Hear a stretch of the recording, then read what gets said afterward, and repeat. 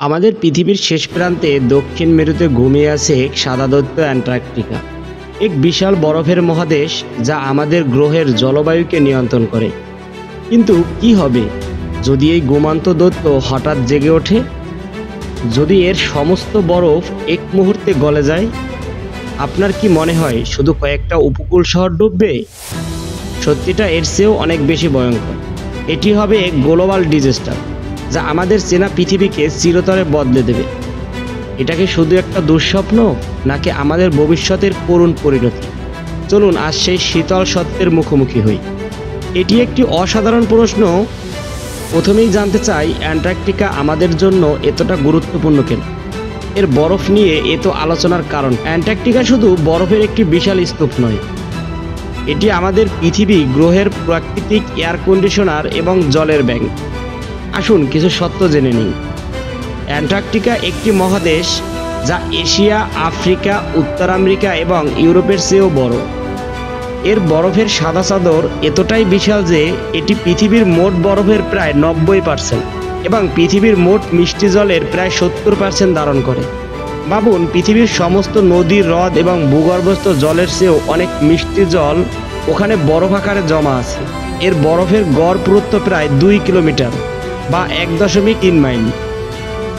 এই বিশাল সাদা বরফের চাদর সূর্যের আলো এবং তাপকে মহাকাশে প্রতিফলিত করে, যা আমাদের গ্রহকে শীতল রাখতে সাহায্য করে। এই প্রক্রিয়াকে অ্যালবেডো এফেক্ট বলা হয়। তাই এই বরফের অস্তিত্ব আমাদের গ্লোবাল ক্লাইমেট বা বৈশ্বিক জলবায়ুর ভারসাম্য বজায় রাখার জন্য অপরিহার্য। যদি অ্যান্টার্কটিকার সমস্ত বরফ গলে যায়, তাহলে বিশ্বজুড়ে সমুদ্রের জলস্তর গড়ে প্রায় 60 মিটার বা 200 ফুট উঁচু হয়ে যাবে। 60 মিটার কতটা উঁচু তা কল্পনা করতে পারছেন? এটি প্রায় একটি 20 তলা বিল্ডিংয়ের সমান। এর মানে হলো পৃথিবীর কোনো উপকূলীয় শহর আর মানচিত্রে থাকবে না।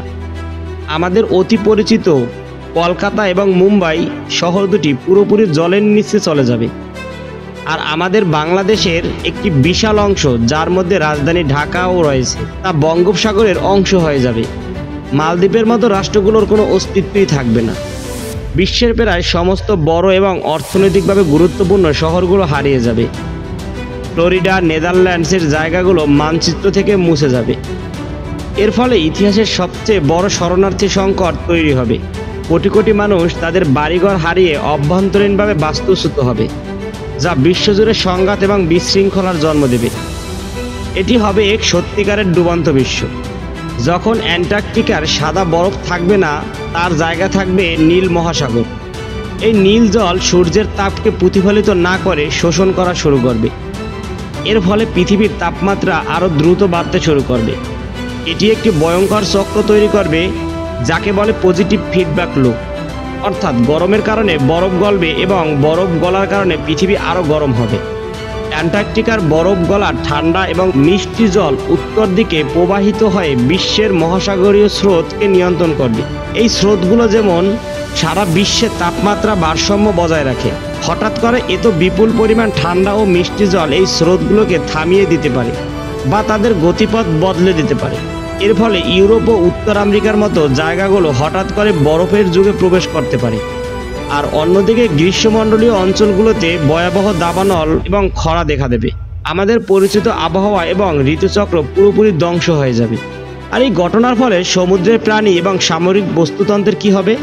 এটি হবে সামুদ্রিক জীবন এবং পৃথিবীর বাস্তুতন্ত্রের জন্য এক চূড়ান্ত গণবিলুপ্তির ঘটনা। সমুদ্রের জল নোনতা সামুদ্রিক প্রাণীগুলো এই লবণাক্ত পরিবেশে বেঁচে থাকার জন্য লক্ষ লক্ষ বছর ধরে নিজেদের মানিয়ে নিয়েছে। অ্যান্টার্কটিকার বরফ গলা বিপুল পরিমাণ মিষ্টি জল সমুদ্রের লবণাক্ততা মারাত্মকভাবে কমিয়ে দেবে। এর ফলে প্রবাল প্রাচীর থেকে শুরু করে মাছ, তিমি এবং ক্ষুদ্র প্লাঙ্কটন পর্যন্ত প্রায় সমস্ত সামুদ্রিক প্রাণী মারা যাবে। খাদ্য শৃঙ্খল ভেঙে পড়বে।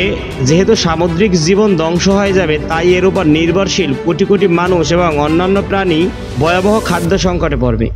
সিল এবং অন্যান্য প্রাণীরা যারা অ্যান্টার্কটিকার বরফের ওপর প্রজনন, শিকার এবং বিশ্রামের জন্য নির্ভর করে, তারা তাদের বাসস্থান হারাবে।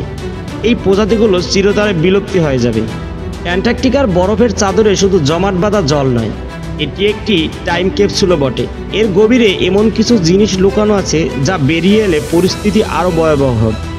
অ্যান্টার্কটিকার বরফের নিচে বিপুল পরিমাণে মিথেন এবং কার্বন ডাই অক্সাইডের মতো শক্তিশালী গ্রিনহাউস গ্যাস আটকে আছে।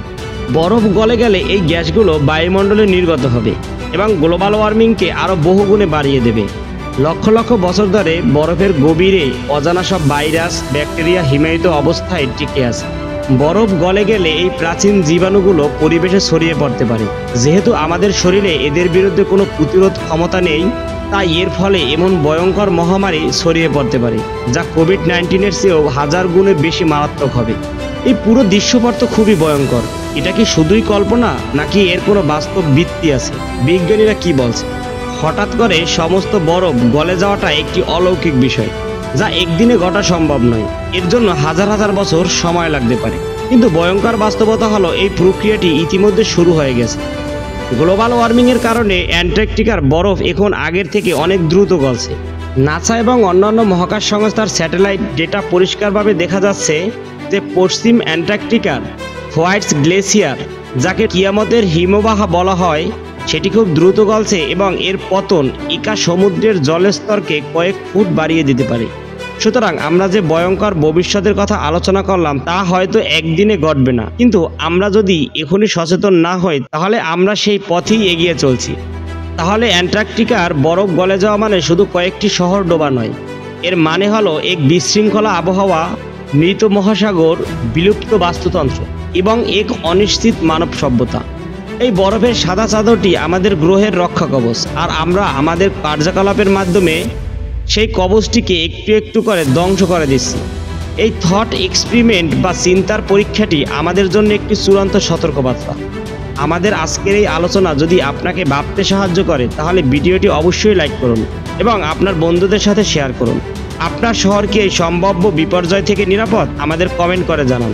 আমাদের পরিবেশ বিজ্ঞানকে রক্ষা করার জন্য সচেতনতা বাড়াতে আমাদের চ্যানেলটি সাবস্ক্রাইব করুন। ধন্যবাদ।